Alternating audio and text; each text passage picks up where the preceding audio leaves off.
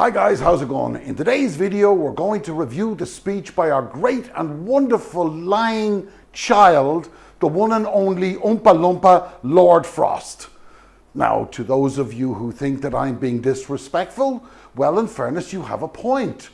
Of that claim, you will hear little argument from me. But then again, I'm simply calling a spade a spade.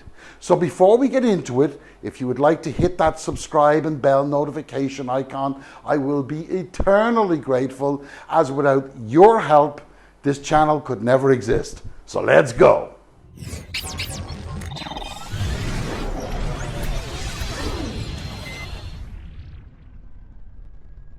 Now, in order to identify the hypocrisy of this joker, we will examine how he handled the questions he received yesterday and why he chose to give such a statement yesterday in Portugal rather than next week in London.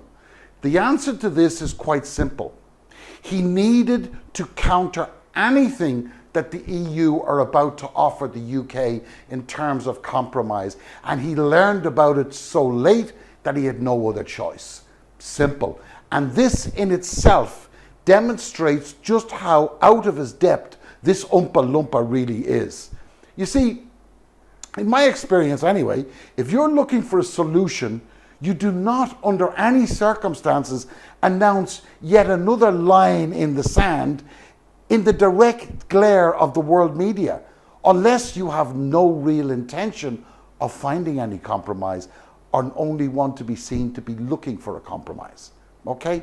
The Oompa Loompa is not so stupid as to not know this, but he took a great risk, as his normal friendly reporters could not be lined up to ask the friendly questions.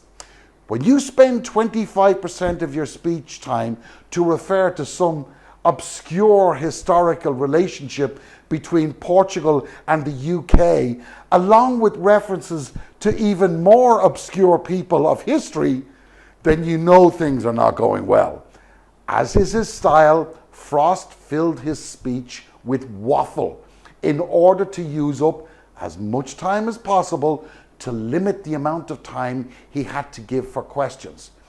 Even with that, it's generally regarded as the norm after such announcements that the host of the event would invite questions from the audience of journalists. And in this case, he did say he would allow 15 minutes after the speech was delivered for questions. But even on this point of procedure, Frost ran away like a spoiled schoolboy after just 9 minutes. Remember here that these journalists didn't go to listen to him speak. They could have gotten that from the official press release which accompanies these events. They went there to ask questions about a subject that, according to Frost, is of paramount importance, as the strength of the alliance between the UK and the EU hangs in the balance.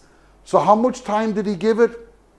9 minutes. As I said, just 9 minutes. So it obviously wasn't that important. Okay? So I thought we should examine, first of all, the question from Reuters and the Oompa Loompa's reply. Let's take a listen. Katerina? Thank you very much. Katerina Demoni from Reuters news agency. Minister, I'm curious to know, why did you decide to deliver this speech now? I mean, the EU is going to announce tomorrow proposals for the Northern Ireland Protocol. They said that the proposal is very far-reaching. That's the EU, the EU's words. Why did you decide to do it now? Why not wait until they announce their proposal? Was this a warning to the EU before they announced their proposal? Thank you so much. So I think it's possible to kind of over-interpret diplomatic timetables. We felt this was the right moment to set out our position nearly 3 months after setting out the command paper, and because we knew this was going to be a big few weeks on the protocol. We know we're getting the Commission proposals tomorrow. I hope we can get into discussion about them quite quickly and intensively over the next 2 to 3 weeks. So we felt the right thing was to make our view heard and to get across the balance of what we were trying to say, the primacy of the Belfast Good Friday Agreement in our thinking, and the peace process, and the overriding responsibility we've got to protect that and ensure stability, prosperity, security in Northern Ireland. This felt like a good moment. Now, he starts his reply with, I think it's possible to overinterpret the diplomatic timetable, and goes on to say, we felt that this was the right time to blah, blah, blah. Now, this statement in itself shows clearly that his speech was premeditated and designed explicitly to pour cold water over anything the EU proposed. It's clear. And let's not forget, this is the second response the EU have given to his patronising command letter issued in July, in which they expressed surprise of new claims to which the UK had not provided any evidence of, nor had they even brought it up throughout their meetings in the first half of 2021. Now, but let's move on from here. According to the Oompa Loompa, the government felt it was the right time to set out what they wanted, 3 months after they had told the world in the command document what they wanted. So I have just one question. Why now? Why set out new demands having allowed 3 months to pass by, only to issue new demands 24 hours before you get another reply?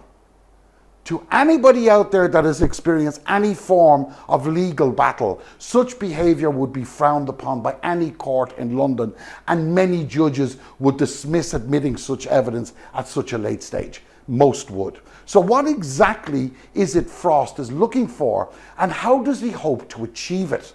Now, on this point, I do take my hat off to Lord Frost. He appeared to handle this question with great dignity.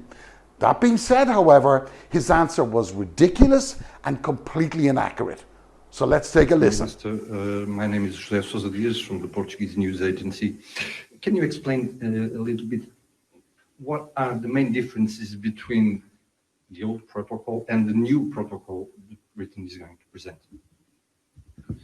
So what we have proposed, I mean, I don't know what the EU is going to come forward with, though, as I said, I look at it positively, and what we hear about it is, is interesting. We'll talk about it, even though if I fear it may not do the job first round.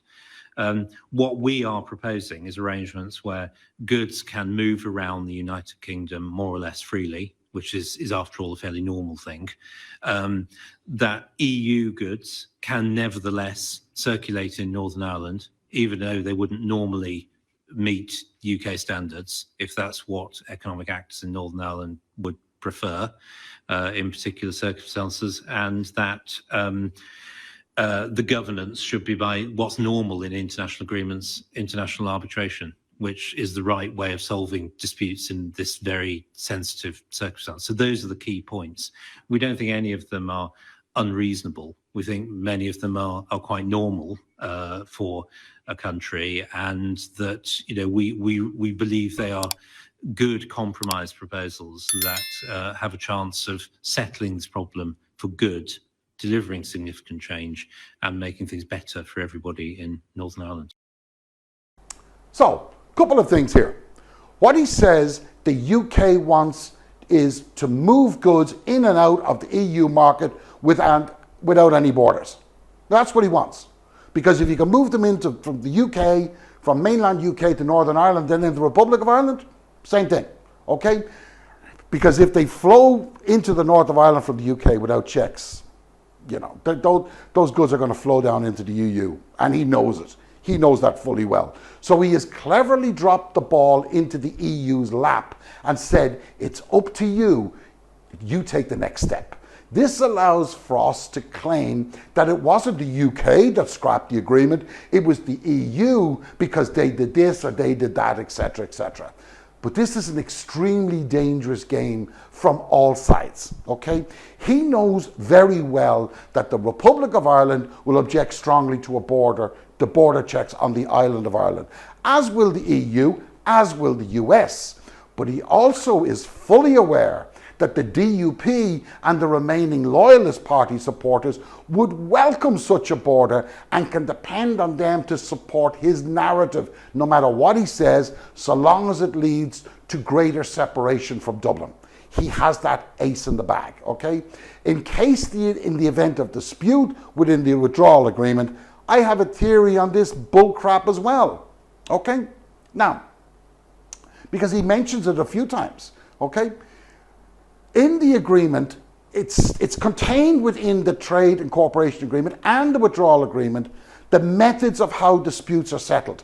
There are 10 appointed arbitrators from the UK and there are 10 appointed arbitrators from the EU whose names have already been submitted, and I covered them in a previous video. They're already there, and the EU and all trade organizations set down how they're going to deal with things in case of trouble. The EU have done it with Canada. Canada have agreed to it. They have their arbitrators, the EU have their arbitrators, and in the twain they both shall meet. Okay, that's the way it's done. Now, by Frost raising such an objection now, having already provided the list of names of such persons, suggests to me that should he invoke Article 16, he will not even get such an act of sabotage past his own men, let alone arbitrators from the EU, leaving him and the UK completely exposed. So he has deliberately chosen to attack this fundamental part of the agreement in order to circumvent any action by the EU. His mention of the ECJ is just a red herring. The ECJ are there to rule on the regulations of particular standards. That's what they're there for. They are not there to judge on the agreement itself. That is down to international arbitration, not down to the ECJ. Now, this might look clever, but I think it's a brainless act of a desperate man. It's a little like ignoring all those legal letters you've received in the hope that they'll just go away. They never do. However, the EU have just two choices. One, erect a border, or two, issue trade sanctions. Well, they have a third, they can just ignore it until such time as it becomes a problem. Now, there are some who believe that the EU will target those sanctions among conservative marginal seats, the leaders.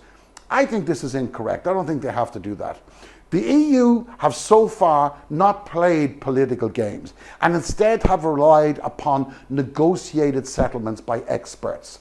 But this can change very, very easily, okay?